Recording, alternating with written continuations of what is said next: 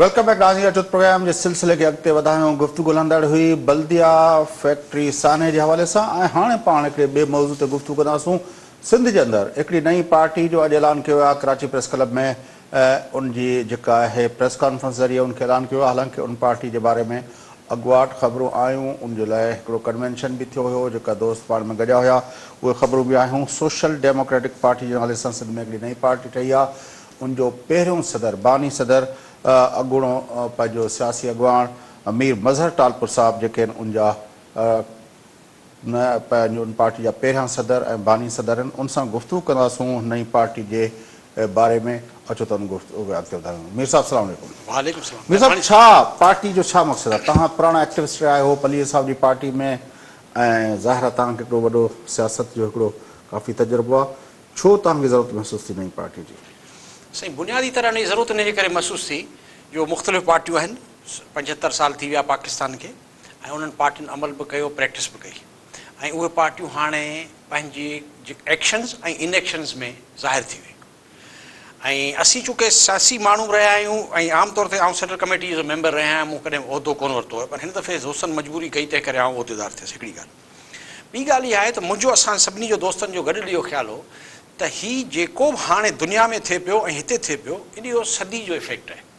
ऐं इन में असीं सिंधी माण्हू ऐं पाकिस्तान जा माण्हू जेके कॉमन सेंस रखूं था, जाइज़ ॻाल्हि करियूं था, हक़ इंसाफ़ इंसानियत वारी ॻाल्हि करियूं था, इंसान खे अवल था सम्झूं ऐं उन खां पोइ था सम्झूं रंग कलर फ़िरको ऐं ॿिया सभु शयूं।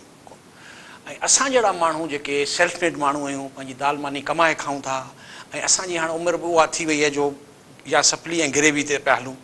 तंहिं करे असांखे पंहिंजो रोल प्ले करणु खपे। तारीख़ जो हीउ जेको मौक़ो आहे स्पेशली सेकेंड वर्ल्ड वॉर खां पोइ हीउ उहो पीरियड आहे जंहिंमें असांजो ख़्यालु आहे त हीउ 100 साल वारो हिसाबु आहे ऐं हाणे उहो सेंचुरी जो सभु शयूं उथलूं पुथलूं आहिनि। हिन ख़िते में बि आहिनि, दुनिया में बि आहिनि, उहे मुआशी निज़ाम में बि आहिनि, उहे सियासी निज़ाम में बि आहिनि, जोग्राफिकल बि आहिनि। तंहिं करे असांजी क़ौम ऐं असांजो मुल्क असीं तमामु कमज़ोर आहियूं छो जो उन्हनि माण्हुनि वेठा सियासी फ़ैसिला कनि जिन माण्हुनि जो ज़ात खां मथे ख़ानदान खां मथे उन्हनि जी अकुल दिमाग़ कमु कोन थो करे। तंहिं करे असांजो ख़्यालु हो त इन बुनियाद ते जेके कामयाबु माण्हू आहिनि दाल मानी कमाए खाइनि था, चाहे उहे कहिड़ी बि फील्ड में हुजनि, वी नीड ऑल। उहे पढ़ियल लिखियल माण्हू हुजनि, उहे नौजवान हुजनि, उहे औरतूं हुजनि, उहे हारी मज़ूर केरु बि हुजनि। हा, उहे सभु माण्हू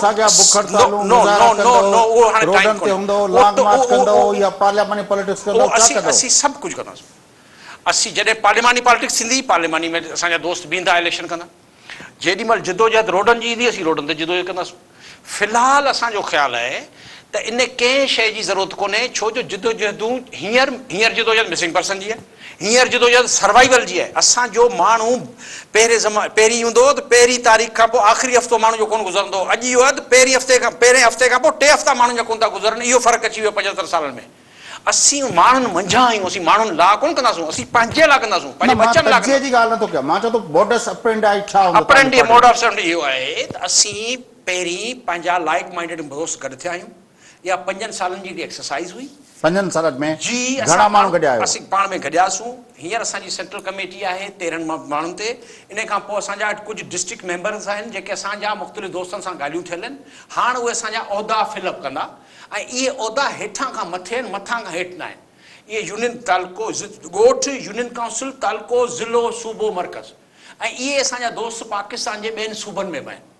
इन जे एंगल सां असां हाणे इहो ऑफिशियली लॉन्च कई आहे। कोविड जे करे असां थोरा सुस्त थियासीं छो जो एक्टिविटी हुई। हाणे असां पंहिंजा उहिदा फिल कंदासीं जेके नौजवाननि सां, औरतुनि सां, मिसकीन माण्हुनि सां जिन जा मसइला आहिनि।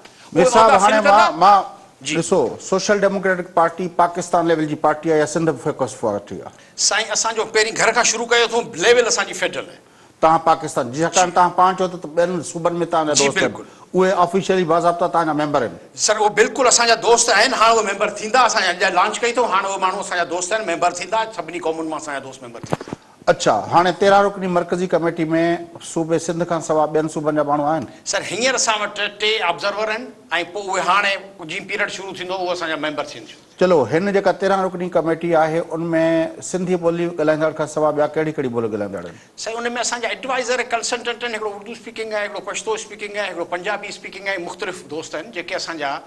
समझदार पंहिंजी पंहिंजी फील्ड जा एक्सपर्ट आहिनि, जेके असांजे लाइक माइंडेड दोस्त आहिनि। बाक़ी जेके आहे तव्हांजी सेंट्रल कमेटी 13 रुकनी जेका उहा टोटल सिंधी स्पीकिंग माण्हू ते मुश्तमिल आहे? टोटल ताईं नथा चई सघो पर मेजॉरिटी चई सघो था। पर तव्हां चओ था त ॿिया एडवाइज़र आहिनि? एडवाइज़र आहिनि, उहे असां सां गॾु आहिनि, असांजे डिसीजन मेकिंग में वेहनि था, उन्हनि जो वोट जो राइट 13 रुकनी जेका कमेटी उन में आहे असीं सिंधी आहियूं, अॼु सिंधी आहियूं। यस, अॼु जी ताईं सिर्फ़ु सिंधी स्पीकिंग आहिनि। अच्छा, हाणे छा थींदो? इहे 13 माण्हू छा कंदा जॾहिं हिन वक़्तु जॾहिं असां ॻाल्हायूं था पिया पाकिस्तान पीपल्स पार्टी, उनखां पोइ GDA, उनखां पोइ PTI, उनखां पोइ MQM, उनखां पोइ PSP, उनखां पोइ ॿियूं वरी जेके असांजूं कॉम्प्रेस पार्टियूं हुयूं जंहिंमें डॉक्टर कादर मक्सी साहिब जी पार्टी, पलीअ साहिब जी पार्टी, बशीर ख़ान कुरैशी जी पार्टियूं, ॿियूं पार्टियुनि जो हिकिड़ो वॾो लश्कर पियो हले,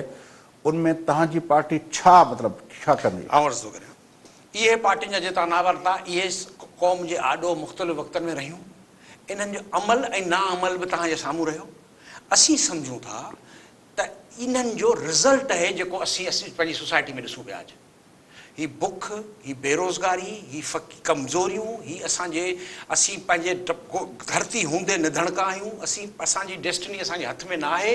असीं अॼु हिते तमामु कमज़ोर तरीन एज़ अ शख़्सियत आहियूं ऐं कमज़ोर तबक़नि मां आहियूं, कमज़ोर क़ौमुनि मां आहियूं। इहो इन्हनि सभिनी जी मौजूदगी में आहे। तंहिं करे असीं सम्झूं था त शयूं सियासी आहिनि, हल सियासी आहिनि, तंहिं करे असां इन जी बुनियाद ते सियासी पार्टी विधी। पार्टी ॾिसो न, पार्टी त मीर साहब माण्हू ॾिसो न, मीरपुर ख़ासि जो माण्हू ॾिसंदो त मीर मज़हर टालपुर आहे, उहो अॻे अवामी तहरीक में कमु कंदो हो, साफ़ सुथिरो माण्हू हुयो, पंहिंजी दाल रोटी जीअं कमाईंदो हुयो। हाणे उहो बि पार्टी में ओड़ो ई माण्हू आहे न, साॻियो आहे। हाणे फ़र्क़ु आहे न, बिल्कुलु साॻियो माण्हू आहे। आउं इहो थो करियां, यस हा, पर हाणे छा आहे त उहो ई माण्हू साॻियूं माण्हू अॼु आऊं जेॾी महिल हिन उहिदे ते वेठो आहियां, असांजी पंहिंजी पॉलिटिकल पार्टी आहे, हाणे असीं इन्हनि जा मेंबर जेके असां जहिड़ा लाइक माइंडेड उहा थींदा, उहा बि त तव्हांजी पार्टी हुई न। सही उहे हुयूं, पर उन में असां सम्झो न सही, उहे हुयूं जेतिरा ॾींहं उनजो रोल प्ले कयोसीं उहो कयोसीं न। उन में कॾहिं ॿुधायो आवाम तहरीक में असां डिक्टेटर जो पासो वरितो हुजे? असां तंज़ीमी तरह अॼु बि असीं सम्झूं था त अॼु बि जेको पढ़ियलु लिखियलु माण्हू आहे उहो अवामी तहरीक, ऐं सिंध शागिर्द तहरीक मां बुनियाद में आहियां, अवामी तहरीक में आहियां, ANP में आहियां, ऐं उहो त सिखियो आहियूं न। त अॼु चऊं था त जेको असां सिखिया आहियूं उहो असीं अॼु असांजो केरु आहे जेको असां जिन जी असांखे नुमाइंदगी खपे थी ऐं लीडरशिप जी ॻाल्हि था करियूं। अॼु असीं नौजवान ऐं औरतुनि जी ॻाल्हि था करियूं, छो जो उहे असां पाण सां गॾींदासूं न त उहे हिननि जा ई मसइला आहिनि, उहे ई हल कंदा। इहो ई प्लेटफॉर्म असां हुननि लाइ ठाहियो आहे न। बाक़ी पॉलिटिकल पार्टियूं डायनेस्टीज़ आहिनि, ख़ासि पार्टियूं आहिनि, ख़ासि लीडरशिप आहिनि, कंहिंजे माण्हू जी गुंजाइश ई कोन्हे। न, मां त इहो मां चवां थो त मीरपुर ख़ासि जे अंदरि जॾहिं मीर मज़हर टालपुर साहिब वञी इहा ॻाल्हि कंदो जेका हिते TV ते करे पियो, माण्हू त ॾिसंदो आहे त मीर साहिब अॻे बि सियासत कई आहे ऐं मीर साहिब गुज़िरियल 40 साल खां हिकिड़ो सियासी किरदार रहियो आहे न पंहिंजे इलाइक़े में, ठीकु आहे न। उनजो आउटकम त इहो आहे न, अञा ताईं असां जेको आहे असां कॾहिं बि आऊं इन पोज़ीशन में कोन आहियां जो आउं पॉलिसी ठाहियां, आऊं उन कोन आहियां पोज़ीशन में जो आऊं उन पॉलिसी खे इम्प्लीमेंट करियां। आऊं जिन बि पॉलिटिकल पार्टियुनि में रहियो आहियां, असीं ओॾीमहिल छा आहे जहिड़ो जमहूरियत ऐं ग़ैर जमहूरी हुकूमतुनि जो आऊं कहिड़े पासे बीठल आहियां, मिसकीन जे पासे बीठो आहियां, ताक़तवर जे पासे बीठो आहियां। आऊं मतिलबु मुंहिंजो रोल त इन हिसाब सां तव्हां ॾिसंदो न, मुंहिंजो रोल इन हिसाब सां कोन ॾिसंदो त केतिरा मूं बिल पास न, असांजो त आवाम जेको आवाम जी ॻाल्हि थो करियां। मिसाल तौर अली नवाज़ शाह वेठो आहे न, अली नवाज़ शाह वेठो आहे, उन पीपल्स पार्टी खां उहो कयो। उते जेको आहे पंहिंजो ॿिया माण्हू वेठा आहिनि, केतिरा माण्हू वेठा आहिनि, उन्हनि सभिनी जे विच मां ज़ाहिर रस्तो ठाहिणो आहे न। हर इलाइक़े जे अंदरि जेका तव्हां ॻाल्हि कयो पिया त मिसाल तौर घोटकी जे अंदरि तव्हां रस्तो ठाहींदव त तव्हांखे महारनि जी हेॾी वॾी जेको पंहिंजो हो आहे। उते मिसाल असांजो दोस्त जमाल शाह, उहो घोटकी जो ई आहे न, उनजी उहो असांजो सेंट्रल कमेटी जो मेंबर आहे। त हाणे उहे साबित थियल माण्हू आहिनि न, त अमली तरह कहिड़े क़िस्म जा माण्हू आहिनि। मां त इहा ॻाल्हि माण्हू जी ज़ात जे बारे में नथो ॻाल्हायां, मां चवां थो त जमाल शाह जेका सियासत कई उन बि अवामी तहरीक जे प्लेटफॉर्म ते कई, ठीकु आहे। जमाल शाह साहिब जेको आहे उते जेका सियासत कई, पर जमाल शाह लाइ अञा ताईं काउंसलर थियणु मुश्किल आहे न। साईं ही आऊं थो चवां त काउंसलर जो मसइलो ॿियो आहे, तव्हां महिरबानी करे ॻाल्हि सम्झो। हिते त असांखे ख़बर आहे न 6 बजे लाइट वञे थी हली, असांखे इहा ख़बर आहे हिते वोटनि जो वोट कंहिंखे था ॾियूं खटे केरु थो इहो मसइलो ई कोन्हे महिरबानी करे इन ॻाल्हि खे पोइ छा कंदासीं? हा इहो ई त चऊं था कीअं कंदासीं? आउं इहो थो चवां इहो थो चवां माना तव्हां एस्टेब्लिशमेंट सां वेठो साईं असीं कंहिंसां कोन था विढ़ूं असीं पंहिंजी ॻाल्हि करण जो असांखे मौक़ो ॾियो असीं पंहिंजो स्टैंड त रखूं असीं जहिड़ो कोन्हे मिसाल तौरु हींअर तव्हीं कोविड में आहियूं न चवनि था असीं कोविड से लड़ना है तो असां उते पोस्टर छा लिखियो ब्रेक द चेन बाबा असांखे लड़णो कोन्हे ही दुनिया जो सक्सेसफुल मॉडल आहे चेन खे ब्रेक करियो असां उनखे ॿी ॻाल्हि साम्हूं कई त ब्रेक द चेन इहो असरु तॾहिं था करियूं जॾहिं असांजी पॉलिटिकल पार्टी आहे न असां पंहिंजो मौक़ुफ़ था रखूं न इहे ई ॿियनि पार्टियुनि पंहिंजो मौक़ुफ़ रखियो इन्हनि पंहिंजो रोल प्ले कयो माण्हुनि जी नज़र में अॼु असीं था सम्झूं त हाणे क़ौम असांजो इहा असेसमेंट आहे त मुआशी तरह जाग्राफी तरह सियासी तरह सेंचुरी जो सदी जो इफेक्ट आहे हाणे असां वटि ग़लती जी गुंजाइश कोन्हे असांखे जेको एक्सपीरियंस आहे उहो असीं टेबल ते मां जेको आहे मां जो सवाल जेको आहे उहो तजिए जे बारे में न आहे त हिन वर्ल्ड जे बारे में मां चवां थो इहो जॾहिं घोटकी में इम्प्लीमेंट करणु वेंदासूं उते पार्टी खे पंहिंजो पॉपुलर करण लाइ वेंदासूं त साईं जमाल शाह जी शख़्सियत जेका आहे या मीरपुर ख़ासि में जॾहिं असां वेंदासूं त मीर साहिब जी शख़्सियत जेका आहे या ॿियनि इलाइक़नि जा जेके दोस्त था सघनि या ख़ैरपुर में वेंदासीं त राहुल साहिब जी जेका शख़्सियत आहे उहा त माण्हुनि जे साम्हूं आहे न तव्हां सभई माण्हू पंहिंजी उमिरि जी अधु सदी हिते क्रास करे चुका आहियो न अधु सदी खां वठी तव्हां पंहिंजनि पंहिंजनि इलाइक़नि में आहियो पर उनजे बावजूद बि उतां जी जेका ॿ मॉडल थींदा न या त तव्हां चओ त उहो ई साॻियो प्रेशर टैक्टिस कंदासीं या तव्हां चओ त भई असां इलेक्ट्रो पॉलिटिक्स में खटे ईंदासीं उनमें तव्हांजो वैसार आहे तव्हां चओ था छेड़ीअ लाइट वाले थी वञे तव्हांजी लाइट हली थी वञे हा असीं था सम्झूं त सिस्टम अनजस्ट आहे इहो असांजो क्वेश्चन आहे हा सिस्टम अनजस्ट आहे उनखे जस्टिस जेको पीपल्स पार्टी नथी वठे नून लीग नथी करे नथी अची सघे जो उहे डायनेस्टी बेस्ड पॉलिटिक्स थियूं कनि उहे मथां खां हेठि थियूं अचनि उहे हेठां खां मथे नथियूं वञनि उन्हनि लाइक उन्हनि वटि गुंजाइश ई कोन्हे हीअं लीडरशिप जवान माण्हुनि खे ॾियण जी चेंजिस जवान आहिनि हर कंहिं में आहिनि उन्हनि जा पुट भाउ आहिनि उन्हनि जा पुट भाउ आहिनि बहरहाल जवान त आहिनि जवान त आहिनि चवां थो त उहे साईं उहो जवान ऐं जेको जवान बेरोज़गार आहे तव्हांजी ऑफिसुनि जे अॻियां धिको पियो खाए उनखे साॻिया जवान कोन्हनि यार डॉक्टर कादिर मक्सी तव्हां जेतिरो जवान आहे मुंहिंजी ॻाल्हि कोन पलीअ साहिब जी पार्टी जो सजा चाॾो तव्हां खां वधीक जवान आहे सोना आऊं ही ॻाल्हि पियो करियां त असां विष्णुबल तव्हां जेतिरो जवान आहे आऊं चवां थो मुंहिंजी ॻाल्हि आऊं कोन साईं जलाल महमूद शाह तव्हां जेतिरो जवान आहे पंहिंजी ॻाल्हि कोन क़यादत ई आई आहे न इहे कोन्हे इहा सियासत कोन्हे क़यादत ई आई आहे हाणे क़यादत ई आहे असांखे मौक़ो ॾियो त असीं तव्हांखे 2 सालनि में क़यादत नौजवाननि जी आणे था ॾियूं जिन जो मसइलो आहे असीं चऊं था तव्हां ई हल करियो जेके मसइला आहिनि अवाम जा नौजवाननि जा आहिनि जेका वनरेबिलिटीज़ आहिनि जेके वीकनेसिस आहिनि उहे तव्हां जिन माण्हुनि जा नाला वरिता इन्हनि जा उहे मसइला ई कोन्हनि तंहिं करे उहे हल कीअं कंदा असांजो इहो ख़्यालु आहे कीअं मसइला कोन हुननि जा इहे मसइला ई कोन्हनि इहे सभु इमर्ज थिया न डॉक्टर कादिर मक्सी हुजे पंहिंजो जेको आहे असांजो कंहिंसां मुक़ाबिलो कोन्हे न असीं चऊं था इहे सभु आया इन्हनि पंहिंजो वक़्तु रोल प्ले कयो असांखे मौक़ो ॾियो असीं प्ले करंदा रोल असांजो ॿियो त जहिड़ो ई कोन्हे न असीं कोन था चऊं ग़लति या सही असीं था चऊं साईं असांजो हिकिड़ो मौक़ुफ़ आहे असीं पंहिंजो मौक़ुफ़ असीं हाणे पार्टी ठाही अथऊं असां उन मौक़ुफ़ तव्हांखे रद्द त करिणो पवंदो न साईं असांजो पंहिंजो मौक़ुफ़ था रखूं न मां तव्हांखे चवां थो जेको सुन्नत रसूल आहे शुरूआति ला खां थींदी आहे कलमे पाक जी शुरूआति जेका आहे ला सां थींदी आहे जॾहिं तव्हां चवंदो त हीउ निज़ाम ख़राबु आहे हीअ पार्टियूं फेल थियूं आहिनि तॾहिं असां आया असीं चऊं था उहो ई चवां छो फेल थियूं छो जो उहे गैर जमहूरी आहिनि पार्टी जे अंदरि जमहूरियत कोन्हे छो जो उहे डायनेस्टी बेस आहिनि छो जो असांजा माण्हू असांजो उन्हनि पार्टी जे माण्हुनि पंहिंजा लाइक माइंडेड माण्हू न गॾु कया इशू बेस्ड पॉलिटिक्स न कई जेके बुनियादी इशू आहिनि उहे माण्हू 19वीं सदी जा माण्हू आहिनि 21वीं सदी जो सॉल्यूशन हू न पिया ॾेई सघनि असीं था चऊं त अॼु नैनो जो दौरु आहे आर्टिफिशियल इंटेलिजेंस जो दौरु आहे 3D जो दौरु आहे अॼु जो दौरु इन क़िस्म जी सॉल्यूशन थो ॾे अॼु जो दौरु सर्विस ओरिएंटेड आहे अॼु जो दौरु नॉलेज बेस्ड आहे असीं इहा ॻाल्हि था करियूं तंहिं करे असांजो ख़्यालु आहे त जॾहिं इहा ॻाल्हि था करियूं त असीं उन्हनि नौजवान असांजी पार्टी जी का बि विंग कोन्हे छो असीं उन सभु माण्हू इन्हनि सभिनी तबिक़नि जा माण्हू सेंट्रल कमेटी में वेंदा पॉलिसी पाण ठाहींदा इम्प्लीमेंट पाण कंदा छो जो असीं सम्झूं था त विंग्स वारो एक्सपेरिमेंट नाकाम वियो आहे ऐं असीं इहो इन जे करे असां लर्न कयो त असांजो ऑर्गेनाइजेशनल स्ट्रक्चर हेठां खां मथे वेंदो हाणे इहो असां सर्विस बेस्ड मां छा मुराद आहे तव्हां लाइ पंहिंजो जेको आहे जीअं डिलीवरी बेस्ड मिसाल तौर जेको आहे हिकिड़ियूं पार्टियुनि वटि मॉडल आहे त हुननि जो पंहिंजो पंहिंजो क्लिनिक्स हूंदियूं आहिनि उहे स्कूल हलाईंदियूं आहिनि इन तरह जो आउं ही थो चवां मिसाल तौर असीं था चऊं त अॼु दुनिया में हेल्थ असीं सॉल्यूशन बेस्ड था चऊं मिसाल तौर हेल्थ माना तव्हां सर्विस बेस्ड नथा सॉल्यूशन ॾिसो सर्विसिस बि जेके तव्हां डिलीवर था करियो सॉल्यूशन सर्विसिस जे थ्रू ॾियो था न सर्विसिस प्रोवाइड था करियो सॉल्यूशन खणो था वञो जेको इशू आहे उनजो सॉल्यूशन रिज़ॉल्व करण था वञो न मिसाल तौर तव्हांजो अॼु एंड ऑफ द डे उहो त रियासत कंदी न सही हाणे असीं इहो ई था चऊं न त इहो रियासत कंदी ऐं हुकूमतूं कंदियूं यस ठीकु हाणे उन्हनि जो तरीक़ो आहे इहो पॉलिटिकल कमु आहे यस तंहिं करे असीं उहो पॉलिटिकल कमु कीअं कंदासीं असां पंहिंजो ओपिनियन था रखूं त इरिगेशन सिस्टम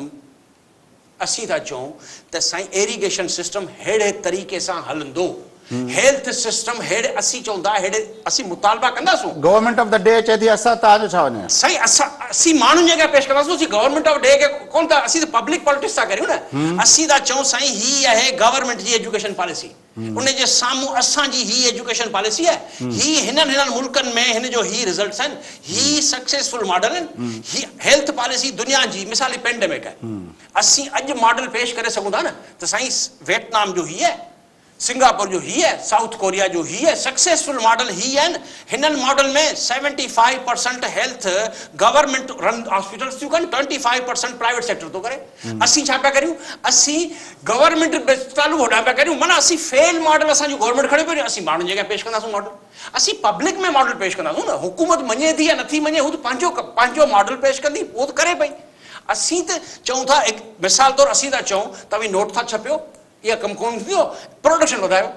असीं था चऊं त असांजो इम्पोर्ट बिल पल्सिस दालुनि में तेल में आहे जंहिंमें तव्हां चओ था असांजा डॉलर खुटी विया आहिनि असीं पिनूं वेठा असां चओ था एग्रीकल्चर पॉलिसी हीअं थींदी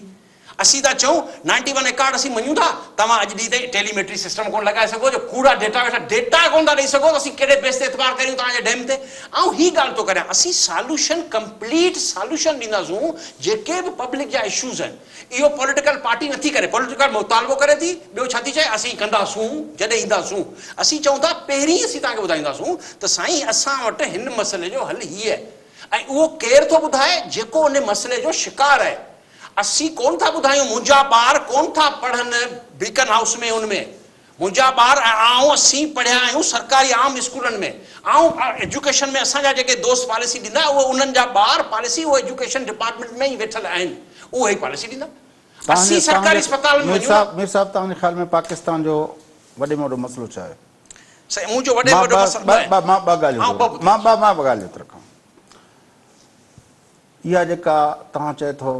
डायनेस्टी जी पॉलिटिक्स या मिलिट्री इंटरवेंशन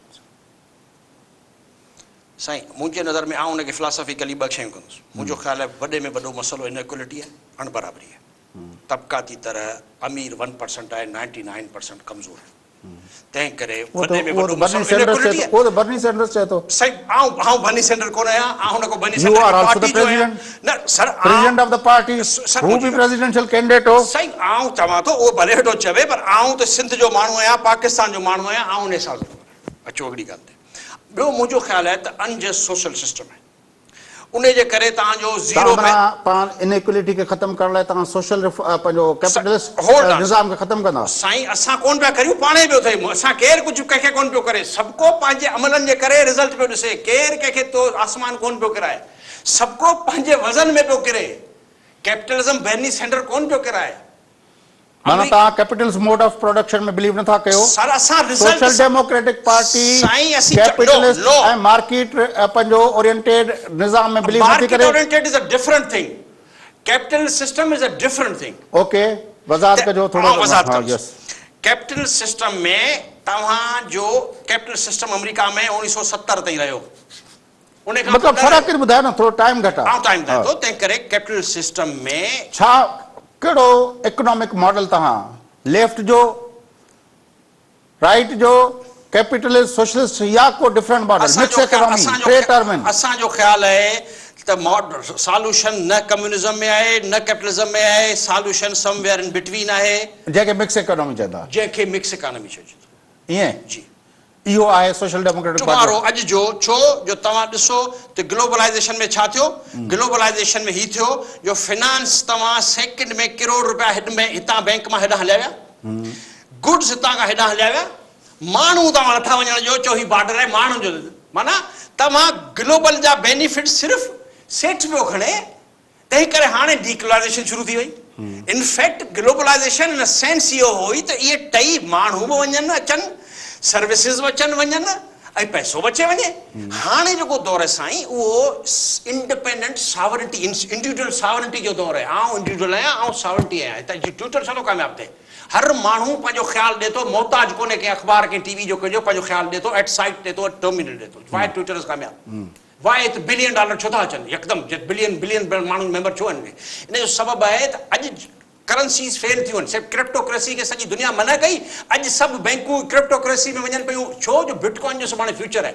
10 मिनट्स में मार्केट तय थी करे। अॼु दुनिया में ब्लॉक ही जेके बि टेक्नोलॉजियूं आहिनि इहे माण्हुनि पैदा कयूं आहिनि, हुकूमत कोन पैदा कयूं आहिनि। सेठनि छा कयो आहे, सेठनि कंपनी नंढड़ी $10 मिलियन जी कंपनी $1 बिलियन वारी ख़रीद करे वेठी आहे, पोइ मोतबर थी वेठी आहे। This is how is a problem. This is how we are giving the solution कि यार इहो सवाल अॼु जो जेको नौजवान आहे उन जो मसलो कोन्हे त 70 में छा थियो 80 में छा थियो। अॼु जो जेको 20-22 सालनि जो 30 सालनि जो नौजवान आहे उनखे सिर्फ़ु ज़िया मुशर्रफ जो पीरियड ऐं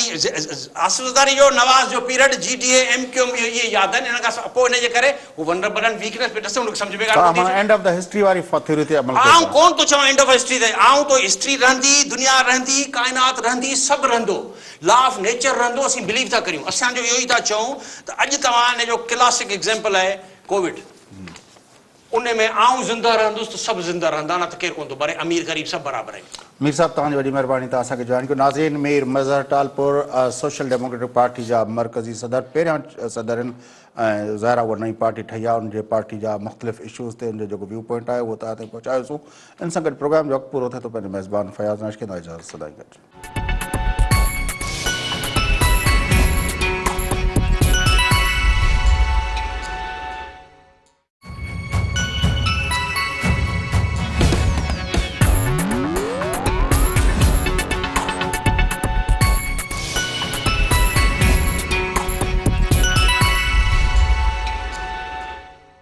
अस्सलाम वालेकुम नाज़रीन, सिंध टेलीविजन न्यूज़ जे पारां मां आहियां मुंहिंजो मेज़बान फयाज़ नाइच। गुफ़्तगू कंदासूं कल्ह जेको सिंध हुकूमत पारां 3 JITs पधरियूं कयूं हुयूं,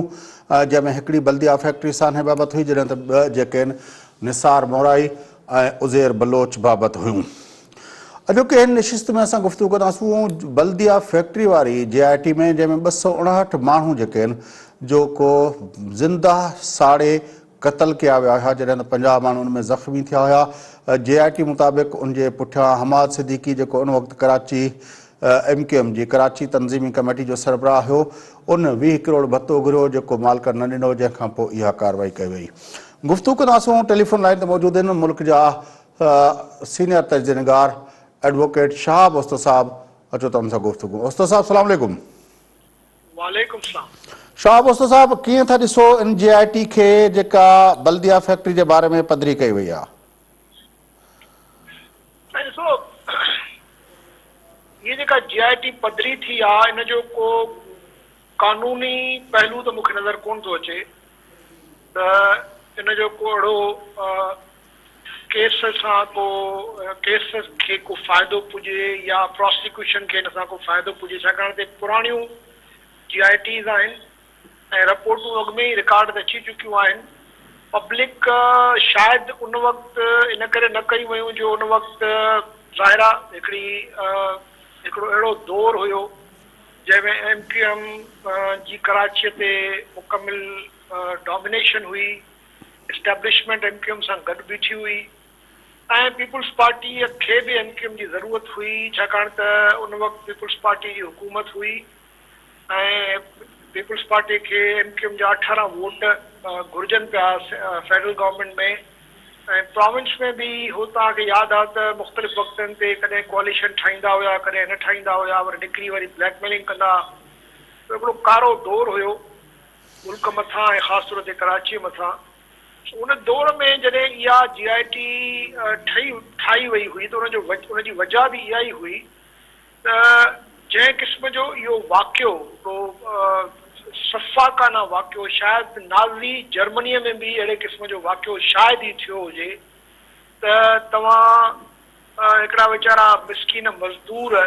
जेके सुबुह जो पंहिंजे रोज़गार लाइ हिकिड़ो क़ानूनी ऐं हिकिड़ो पंहिंजे पगर पोरे वारो जेको कमु करण लाइ आया,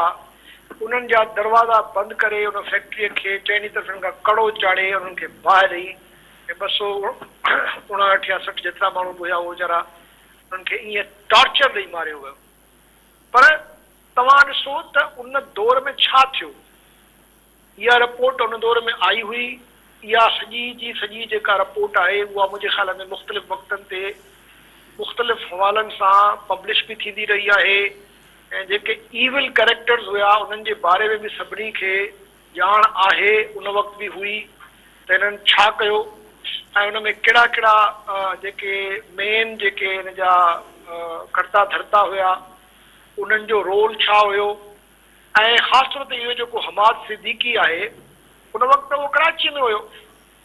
पर तव्हां ॾिसो त उन वक़्तु उनखे जंहिं तरीक़े सां सहूलियतकारीअ सां मुल्क खां ॿाहिरि कढियो वियो या उन खां पोइ उहो माण्हू दुबई में वेठो आहे, मूंखे न आहे ख़बर त उहो गिरफ़्तार थियल आहे या अञा ताईं आज़ादी सां पियो घुमे थो। अफ़सोस जी ॻाल्हि इहा आहे त उन्हनि ग़रीब माण्हुनि जी जिन जा ख़ानदान लुटिजी विया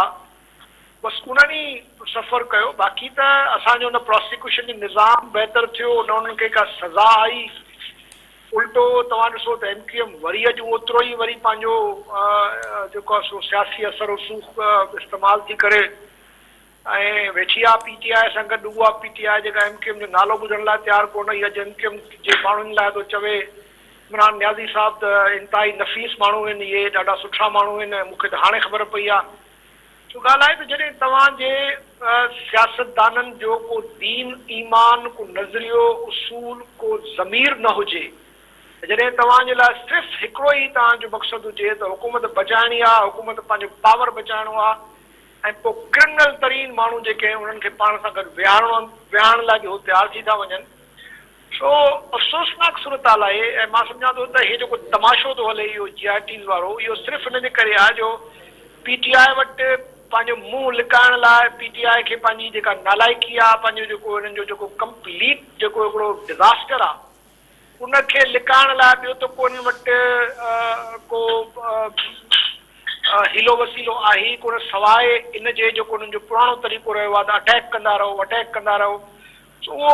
गवर्नमेंट ऑफ सिंध ते उन्हनि अटैक कयो आहे ऐं इहो कोशिशि कनि था त इहो सॼो जेको बि मलबो आहे बजाए जो उहो जेके जिन कयो MQM वारा जेके गॾु वेठा अथनि बजाए उन्हनि खे चवण जे उल्टो इहो बि जेको आहे सो गवर्नमेंट ऑफ सिंध जे मथां आणे छॾियऊं। न पर ओस्तो साहब जेको असुल मसइलो आहे उहो इहो आहे त हिकिड़ो इन वाक़े जे अंदरि हिकिड़ो सिस्टम जेको सिस्टम MQM जे नाले में 3 ॾहाकनि ताईं हलंदो रहियो इन शहर जे अंदरि, जंहिंमें हज़ारे माण्हू जेके आहिनि उहे अजल जो शिकार थिया ऐं अरबे रुपयनि जो भत्तो जेको आहे उहो इन्हनि 3 ॾहाकनि में उगाड़ियो वियो। उहो हिकिड़ो सिस्टम जेको हुयो उन खे जीअं तव्हां चयो त पीपुल्स पार्टी जी पंहिंजी हुकूमत जे बचाव जे लाइ बि उहो 8 खां 13 ताईं उनखे बर्दाश्त कंदा रहिया। हाणे PTI खे वोटनि जी ज़रूरत आहे, उहा उनखे खणी पई हले। नवाज़ शरीफ़ खे ज़रूरत पवंदी, उहो उनखे खणी हलंदो। पर तव्हांखे यादि हूंदो त मुशरफ जेको उनखे ताक़त ॾिनी, 88 में बेनज़ीर भुट्टो साहिब जी हुकूमत आई त पके किले जो ऑपरेशन असलम बेग रोकराए छॾियो। उनखां पहिरियों 85 में जेका हिननि जी पंहिंजो जेका नर्चरिंग थी उहा नर्चरिंग जनरल ज़ियाउल हक़ जे ॾींहंनि में थी त हिकिड़ो पाकिस्तान जो सभ खां वॾो शहर उनजे मथां 3 ॾहाकनि ताईं हिन तरह जो हिकिड़ो सिस्टम मुसलत कयो वियो ऐं उनजी पैटर्नेज ज़िया असलम बेग ऐं मुशरफ जहिड़नि माण्हुनि पे कई। एस्टेब्लिशमेंट खे हमेशह प्रेशर ग्रुप्स जी ऐं अहिड़नि पॉलिटिशियन जी ज़रूरत रही आहे जेके हुननि जे मुफ़ाद में कमु ठाहिनि बि ऐं कमु बिगाड़नि बि। तव्हां सिंध में ॾिसो त इहे MQM वारा हुया, पंजाब में चौधरी हुया। अहिड़े तरीक़े सां सिंध जे अंदरि बि तव्हांखे ॿिया बि अहिड़ा काफ़ी कैरेक्टर्स मिलंदा, अरबाब गुलाम रहीम जहिड़ा जेके कमु ड्राइण ऐं कमु ठाहिण लाइ हर वक़्तु तयारु हूंदा हुया। MQM उन्हनि जे लाइ हिकिड़ो तमामु वॾो एसेट हुयो। सिंध पुरीअ खे हिननि जेको आहे यरगमाल बणाए छॾियो हुयो। हे त तॾहिं हुनजे ख़िलाफ़ इस्टेब्लिशमेंट थी जॾहिं इल्ताफ़ हुसैन जो इंडिया सां कनेक्शन ऐं इल्ताफ़ हुसैन जो पाकिस्तान जे ख़िलाफ़ खुलेआम जेको ऐलान जंग हुयो ऐं हुन साफ़ तौर ते जनरल्स जे बारे में जेको ॻाल्हायो, यानी को इहो इल्ताफ़ हुसैन का कसर न छॾी, तॾहिं मजबूर थी इस्टेब्लिशमेंट हुन ते ऑपरेशन कई। न त इन खां पहिरियों त मां सम्झां थो त मुशरफ जे दौर में या उन खां बाद में बि तव्हां ॾिसो त हे त लाडला हूंदा हुया, हिनखे जेको वणंदो हो कंदा ऐं जंहिंखे मर्ज़ी पवे माराए छॾनि। हिन खां ऑफिसर डिॼंदा हुया, हिननि खां सियासी वर्कर डिॼंदा हुया, हिननि खां वीचारा जेको आहे सनतकार बिज़नेसमैन सभु डिॼंदा हुया। ॾिसो, प्रेशर ग्रुप हुजण दुनिया जे अंदरि प्रेशर ग्रुप्स थींदा आहिनि, पाकिस्तान जे अंदरि बि मुख़्तलिफ़ जेके इन तरह जा गिरोह आहिनि, पर ही त हिकिड़ी जीअं तव्हां चओ त नाज़ी जर्मनी जे तव्हां फाशिज़म सां उनखे भेटा ॾिनी ऐं पंहिंजनि माण्हुनि जे मथां कराची जेको पाकिस्तान जो सभ खां वॾो शहर, उन जे मथां 3 ॾहाकनि ताईं हिन तरह जो नाज़ी जर्मनी जो फाशिस्ट जेको आहे सिस्टम पंहिंजो लागू रहियो ऐं उनजी पैटर्नेज जेको आहे ज़िया, असलम बेग ऐं मुशरफ जहिड़नि माण्हुनि पे कई। इहो कहिड़ो माइंड सेट हो जो पंहिंजे शहरनि जे मथां उते अमन ऐं तरक़ी जे बजाए इन तरह जा जेके आहिनि सिस्टम इवॉल्व कजनि, जेके माण्हुनि जूं ॿोरियूं बंदि लाशूं मिली वञनि, कारोबार ठप थी वञनि, झीरूं ॾेई जेको आहे पंहिंजो माण्हुनि जा जेको आहे पंहिंजो हो कया वञनि ऐं उनखां पोइ जेको आहे हिकिड़े धक में जेको आहे बसूं जलाए छॾिजनि, हड़तालूं कराए छॾिजनि। हिकिड़ो मतिलबु आहे त बिल्कुलु ईअं जंग वारो इलाइक़ो कराची 3 ॾहाक कंदे रहियो आहे। सही, बिल्कुलु तव्हां सही था चओ, पर ॾिसो तव्हां मूंखे इहो ॿुधायो त हाणे छो नथा करे सघनि इहो सभु कुझु? फ़र्क़ु तव्हांखे सम्झ में अचणु घुरिजे। ॻाल्हि इहा आहे त इहा बि हिकिड़ी तलख़ हक़ीक़त आहे त मीडिया अॼु बि मीडिया जो चङो ख़ासो उर्दू मीडिया जो चङो ख़ासो सेक्शन जेको आहे उहो MQM जे दौर जो भर्ती थियल आहे ऐं अॼु बि तव्हां ॾिसो त हुननि जो हिकिड़ो सॉफ्ट कॉर्नर आहे। जेको ज़ुल्म, जेका बर्बरियत, जेका सफ़ाकियत हिननि कराचीअ में कई, जेकॾहिं उहो को हिकिड़ो को ॿिए कंहिं कम्यूनिटी जो माण्हू करे आ त शायदि उनखे त शैतान बणाए पेश थिए आहे सॼी पूरी तारीख़ में। सो ॻाल्हि इहा आहे त सिकंदर जतोई जो पुटु उन हिकिड़ो मर्डर कयो, तमामु ग़लति थियो ऐं उनखे कंडेम था कयूं असां, पर तव्हां ॾिसो त उनखे उन्हनि अहिड़े तरीक़े सां पेश कयो जो हुन ते हिकिड़ो फ्यूडल सिंधी माण्हू माना जेको आहे उहो फ्यूडल ऐं हिकिड़ो सफ़ाक ऐं हिकिड़ो अचे थो जीअं न हुन्स आया जीअं शहरनि में अची जेको तबाही था कनि, अहिड़े तरीक़े सां हुनखे पेश कयो जो अॼु ॾींहं ताईं उहो छोकिरो बावजूदि जेको आहे सो किसास ऐं दियत जी हर शइ करण जे बावजूदि बि हुनखे अॼु ताईं का जेल मां निकिरण जो हुनखे को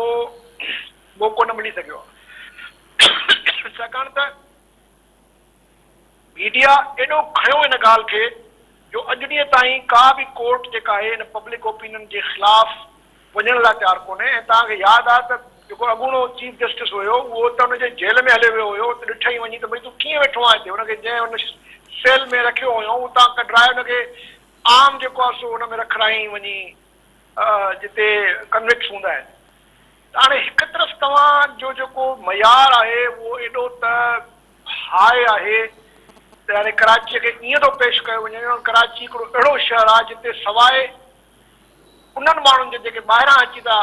जिन तस्वुरु कयो वेंदो आहे त ॿाहिरां आयल माण्हू आहिनि उहे अची क्राइम था कनि, तंहिंजे करे उहो क्राइम आहे। बाक़ी जिन हितां जे माण्हुनि जेको नाज़ी जर्मनीअ जा क्राइम्स बि शायदि क्रिमिनल्स बि शर्मिंदा थी वेंदा जेके हिननि हिते हशर कया माण्हुनि सां, उन्हनि सभिनी खे जेको आहे सो धोई साफ़ करे MQM पाकिस्तान ठाही वई। उनखां पोइ MQM पाकिस्तान वरी हाणे झोल में वेठी आहे, बल्कि हाणे त हुननि वरी नैरेटिव शुरू कयो आहे त कराची सां ज़ुल्म थी वियो, कराची सां ज़ुल्म थी वियो। तव्हां ॾिसो त मीडिया हाणे कराचीअ खे ईअं थी खणे ॼण कराची मक़बूज़ा शहर आहे। सो हाणे ॻाल्हाए त जॾहिं सॼो जो सॼो तव्हांजो निज़ाम बददियानतीअ ते ऐं जेको आहे सो नाइंसाफ़ीअ ते जुड़ियल हुजे ऐं जंहिंमें तव्हांजा पॉलिटिकल ऐं तव्हांजा पावरफुल इदारा सभु पंहिंजे पंहिंजे इंट्रस्ट में जेको आहे सो फ़ैसिला कनि ऐं उन सां न मुल्क जी परवाह हुजे हाणे उस्तो साहब ॿ ॻाल्हियूं जेके आहिनि हिकिड़ो त JIT जीअं तव्हां चयो त JIT पंहिंजो हिकिड़ी रिपोर्ट आहे उहा इन्वेस्टिगेशन जो रूप वठंदी जॾहिं उनजे मुताबिक़ FIRs दाख़िल थींदियूं उनजे मुताबिक़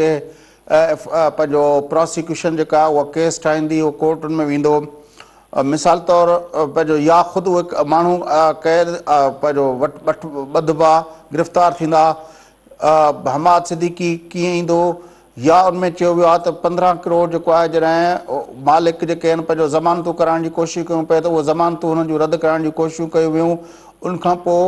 उनजे लाइ हुनखे चयो वियो त भई फ़ी लख फ़ी माण्हू जेको मुआ उनजे लाइ हेतिरा ज़ख़्मियुनि जे लाइ हेतिरा पैसा ॾियो उहे MQM जे पारां उन्हनि खे ॾिना वेंदा उहो पैसो बकौल JIT जे त उहो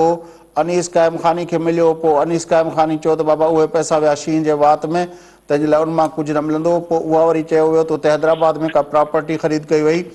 त छा हाणे अनीस क़ाइम ख़ानी जे मथां बि वेठो हूंदो हमाद सिद्दीकी बि हूंदो ऐं JIT हिकिड़े टॉक शो जा 2-3 सेशन थींदा उनखां पोइ बसि ॻाल्हि आई वई थी वेंदी मूंखे तव्हां ॿुधायो त क़ाइम ख़ानी खे छा थियो हमाद सिद्दीकी खे छा थियो या जेके बि हिन में कैरेक्टर्स आहिनि छा थियो आहे अञा त प्रोसिक्यूशन पंहिंजो केस साबित कोन करे सघी आहे एॾी वॾी ट्रेजेडीअ जे बावजूदि तव्हांखे यादि आहे त उल्टो MQM जलसा कया जुलूस कढिया इन्हनि फैक्ट्रीअ जे मालिकनि जे ख़िलाफ़ ऐं उन में गिरफ़्तार थी वियो मालिक जेको आहे सो हिकिड़ो मालिक भॼी वियो मुल्क छॾे ऐं उनजी फैक्ट्री बि साड़ियऊं माण्हू बेजा मुआ उल्टो केस बि उनजे ख़िलाफ़ दाख़िल थियो हे त बाद में जॾहिं इहो मामिलो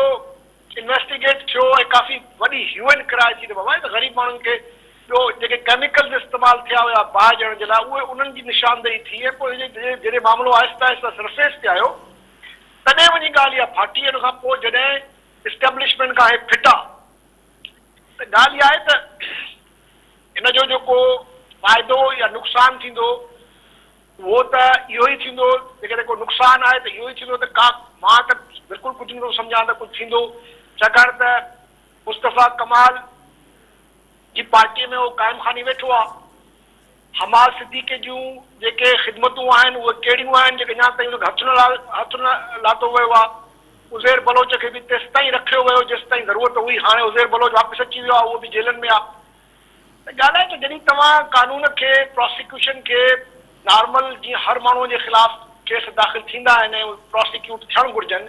जॾहिं तव्हां नॉर्मल प्रोसिक्यूशन तव्हां कयो ई कोन था तव्हां प्रोसिक्यूशन खे बि सियासी तौर ते इस्तेमालु था कयो त पोइ कीअं था तव्हां एक्सपेक्ट कयो त हिन मुल्क में अमन अमान थींदो ग़रीब माण्हू जेको आहे हुनखे तहफ़ुज़ मिलंदो कुझु बि कोन थींदो ऐं पीपुल्स पार्टी हाणे इन करे थी खुली खेॾे जो जिन जा नाला आहिनि उन उज़ैर बलोच वारे JIT में उहे पीपुल्स पार्टी छॾे हाणे ॿिया मिलिया विया आहिनि तंहिं करे पीपुल्स पार्टी ख़ुशि आहे त भई ठीकु आहे हाणे PTI मुंहुं ॾे भला सो हाणे अहिड़े क़िस्म जी सियासत थी थिए त तव्हां बजाए जो उन्हनि वीचारनि माण्हुनि जी जिन जूं ज़िंदगियूं वयूं उन्हनि सां इंसाफ़ थिए उन्हनि खे इंसाफ़ मिले ऐं जिन इहो एॾो ख़तरनाक क़िस्म जो हिकिड़ो इंसान मां त चवां थो त क्राइम अगेंस्ट ह्यूमैनिटी हुयो जेको हिननि कयो अहिड़े क़िस्म जे जेको आहे सो क्रिमिनल्स खे त हिकिड़ी इबरतनाक सज़ा ॾियणु घुरिजे त जीअं ईंदड़ नस्लनि ताईं माण्हू यादि कनि उल्टो हो आराम सां वेठो आहे जिते बि वेठो आहे ऐं अॼु ॾींहं ताईं मूंखे तव्हां ॿुधायो त हे त खणी अली ज़ैदीअ हिन मामले खे पंहिंजे सियासी मुफ़ादनि में इस्तेमालु करण लाइ इहा स्टेटमेंट ॾिनी या जेको बि तक़रीर कयईं पार्लियामेंट में पर मूंखे तव्हां ॿुधायो त मीडिया कॾहिं हिन मामले खे खयो आहे तव्हां ॿुधायो मूंखे सवाल ई कोन्हे जो कॾहिं मीडिया हिनखे खणे मीडिया हिनखे कॾहिं बि न खणंदी छाकाणि त कराची जी मीडिया ख़ासि तौर ते मां जीअं तव्हांखे ॻाल्हि कई शुरू में त इन्हनि जा त अॼु बि हमदर्दियूं MQM जे उन दौर सां आहिनि हालांकि उन दौर में हिननि सां ॾाढियूं तादियूं कयूं तहफ़ुज़ आहिनि पर तॾहिं बि नफ़्सियाती तौर ते रूहानी तौर ते हुननि जो अॼु बि हुननि सां वधीक जेको आहे हिकिड़ो ॻंढापो आहे जेकॾहिं ॿाहिरों जेको माण्हू कंदो हिते अची त उनखे त पोइ उहो त पोइ माना पोइ जेके बि तव्हांखे ॻाल्हियूं यादि आहिनि उहो सभु ॿुधंदव तव्हां वॾी महिरबानी शाह बस्तो साहब तव्हां असां सां गुफ़्तगू नाज़रीन गुफ़्तगू तव्हां ॿुधी बल्दिया फैक्ट्री सानेह जे बारे में जेका GIT रिपोर्ट आई आहे उन जेके इंकशाफ थिया आहिनि जंहिंमें चयो वियो आहे त हमाद सिद्दीकी जेको कराची तंज़ीमी कमेटी MKM जी कराची तंज़ीमी कमेटी जो सरबराह हुयो, उन 20 करोड़ बतो घुरियो फैक्ट्री मालिकनि खां, जेको न ॾियणु थियो उनखे कयो वियो ऐं उनखां पोइ जॾहिं जेको आहे हिकिड़े सूबाई वज़ीर जेको MKM सां तालुक़ु रखंदड़ उनजे प्रेशर ते जेको आहे उते जो जेको ठेकेदार हुयो, लेबर जो जेको कॉन्ट्रेक्टर हुयो, उहो बि MKM जो कारकुन हुयो, उन वञी पंहिंजो FIR दाख़िल कराई मालिकनि ते ऐं मालिकनि जॾहिं ज़मानत करण जी कोशिशि कई त उनमें रोड़ा अटकाया विया ऐं आख़िर में जॾहिं उन्हनि जी ज़मानत मंज़ूर थी त उन्हनि खे चयो वियो त फ़ी माण्हू जे हवाले सां हेतिरा पैसा मरण वारे जे लाइ ऐं उनखां अलावा जेको आहे जेको ज़ख़्मी थिया उन लाइ ॾियो, जेको टोटल 15 करोड़ रुपया जेके आहिनि उहा GIT रिपोर्ट मुताबिक़ PSP अॻवान अनीस क़ाइम ख़ानी जे हवाले कया विया ऐं जॾहिं अनीस क़ाइम ख़ानी खां इहो पुछियो वियो त उहे मां कॾहिं ॾिना वेंदा उनखे, त हुन चयो जेके मुतासिरीन खे कॾहिं ॾिना वेंदा, हुन चयो त इहे पैसा शींहं जे वात में हलिया विया आहिनि। बहरहाल उन हवाले सां अनीस क़ाइम ख़ानी हुजे या हमाद सिद्दीकी हुजे, उन्हनि खे